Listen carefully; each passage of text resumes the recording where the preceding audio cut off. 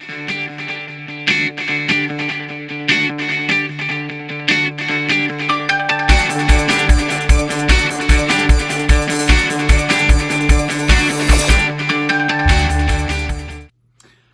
everybody. So today's video, I wanted to talk a lot about meditation. In particular, I've written a lot about how I've used meditation and mindfulness in the past.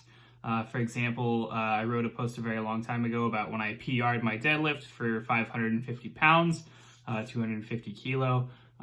Basically, I spent a lot of time, focusing on my training leading up into that, and mindfulness was, a really big part of it. However, at the same time, I think that meditation and mindfulness often get overused or over-recommended, especially in ways that are not really supported by evidence or really by, any kind of practical, value at all, really. And so I kind of wanted to talk about an experiment that I have been doing for at least the past 45 days. So essentially, I decided to make a lot of changes to my habits during this quarantine period, simply because obviously I couldn't go to the gym, I couldn't walk to the gym, which meant that I had to make up my cardio. So I started doing a lot of walking around in my back garden. We've got a little garden, it's not huge, not really a ton of space, but I didn't really feel comfortable going for, long walks or runs in the neighborhood. So I started just sort of pacing around the back garden, doing little loops, and just focusing on getting in my cardio that way. And so I would say that on average, over the past, couple months, I've gotten something like 7,500, 8,000, maybe a little bit more steps per day, mostly just from walking around in the back garden. And that really actually adds up to quite a lot of time overall. Obviously, I've made do by, listening to podcasts and, maybe checking some quick emails or, whatever I can do on my phone to pass the time. But it is what it is. I've developed this habit. I'm really proud of myself for being able to stick with it all through quarantine. It's become a routine part of my morning, and I actually really enjoy it. It's sort of made a huge difference in terms of my mental health, in terms of my energy, and so on.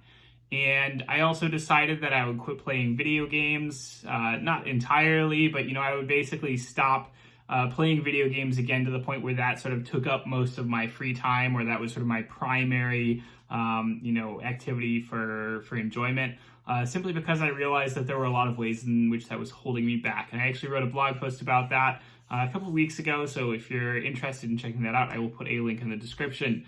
But yeah, so aside from that, basically another habit that I sort of linked onto this one is meditation. And so I've always wanted to sort of get into a more consistent meditation habit. It's been off and on over the years. I've used meditation a lot in the past where, maybe I went to a meditation class once a week, or, I've used it a lot to help me fall asleep when I was having difficulty sleeping in the past, especially sort of phases of my life where my sleeping schedule was a little bit more fragmented. I used to have a job where I would sort of sleep like 4 hours a night, and then I would sort of sleep like 2 or 3 hours in the afternoon just because I had to be up so early in the morning. And that was sort of the only way that I could manage it. And of course, when I was having this really fragmented sleep schedule like that, I really needed meditation to really help me calm down and fall asleep in many cases.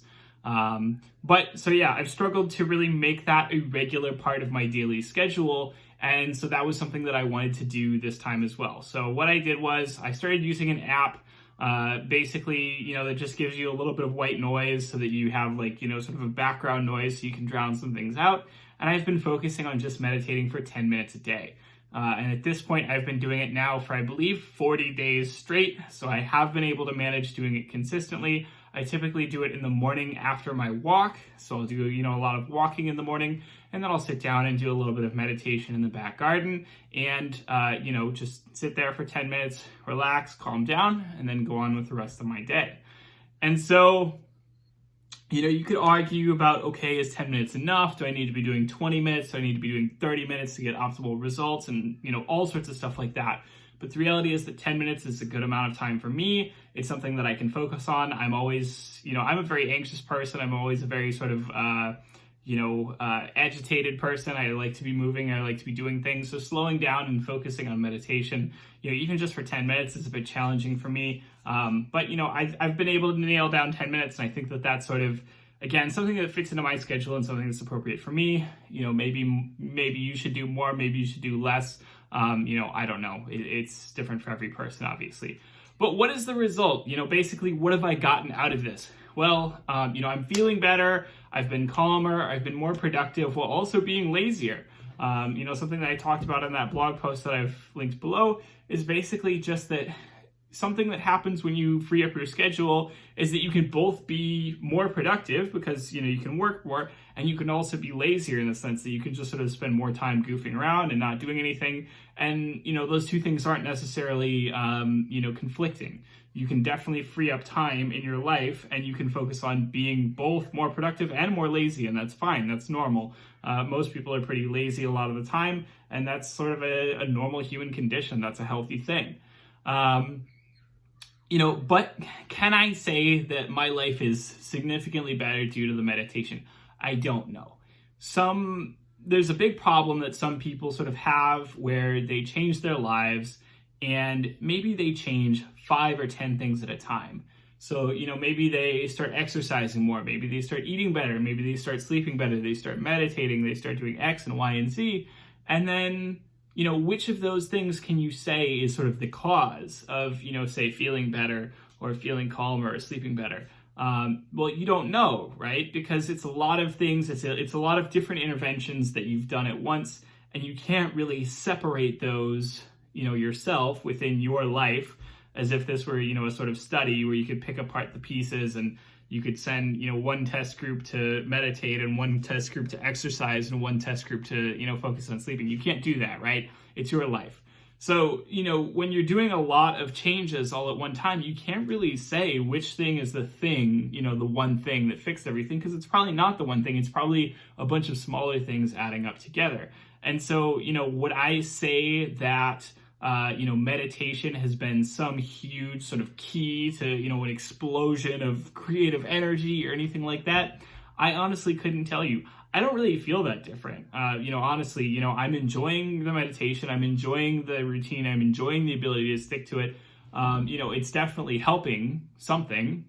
But how is that affecting the rest of my day? I couldn't really tell you. I couldn't give you an objective answer because I don't know. This is a very soft skill sort of thing. This is not, something where I'm telling you, oh, my productivity has increased by 23% because I've written down exactly, this and this. It's not like that, right?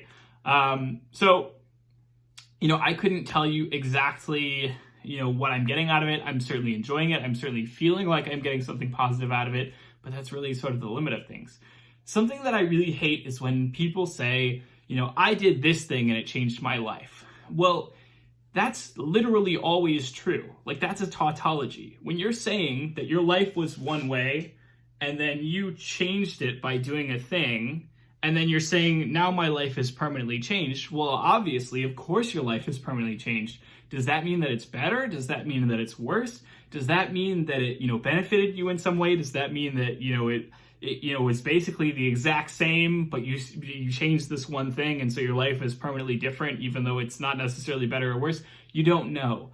So that's a thing that I absolutely hate about sort of, like fitness or self-improvement YouTube or whatever, whatever you see this at, because people all the time say things like that. It really pisses me off. It doesn't actually mean anything. It's one of those things that people think sounds really impressive. People see that and they go, oh yeah, like this guy meditated and his life changed. Like, yeah, okay, and like what is that useful for? What did that accomplish, and so on. So that's one of those sort of, things that I hate a ton. It just really grinds my gears. So I think meditation is often hyped up. I think it's often overemphasized. I think that at the same time, some kind of mindfulness in your day is a huge, important keystone in your long-term health and wellness. It doesn't necessarily have to be meditation, though. It can be all sorts of things. It can be taking long walks. It can be, taking more, sort of dedicated, serious breaks from your work. It can be slowing down your day and making a nice cup of tea and just sort of sitting there with it and enjoying it and focusing on it and being there in the moment. There's so many ways that you can do this. And, even exercise can be meditative in many ways, and it often is. I don't think meditation alone is unique in its virtues. I think there's a lot of different ways that you can implement mindfulness in your daily routine and see positive benefits that don't necessarily have to just involve, sitting there and focusing and meditating for a while. Like I said before, I've often used breathing work a lot to help me in the past, in terms of, falling asleep at night, in terms of managing recovery during intense workouts, really zooming in, focusing on the lifts that I'm doing, really focusing on my recovery in between sets. I've found that pretty helpful. And there's also some scientific, research to back that up as well. I mean, I wouldn't say it's necessarily the strongest research in the world, but there is some evidence that this stuff does work. So my general recommendation is this isn't something to beat yourself up about if you can't do it, right? Like, you don't have to feel crap if, you can't do 15 minutes of meditation or 20 minutes of meditation or an hour of meditation. I see like all these YouTubers who are like, oh, I meditate for an hour a day and it's, it's amazing, it's life-changing. You don't have to do that, of course. But I would like you to think of meditation or to think of mindfulness as one tool in your toolkit that you can use to help you achieve certain results. I would like you to think of that as something that you can use, not necessarily something that you have to use, not necessarily something that is going to supercharge your results or totally change your life or whatever, but something that can be useful. So that's really it for today. As always, if you like the video, don't forget to, share this video, comment, subscribe, tell me what you want to see in future videos. Check out the Patreon, toss me a few bucks here and there so I can keep the channel running, whatever. I will see you all next week.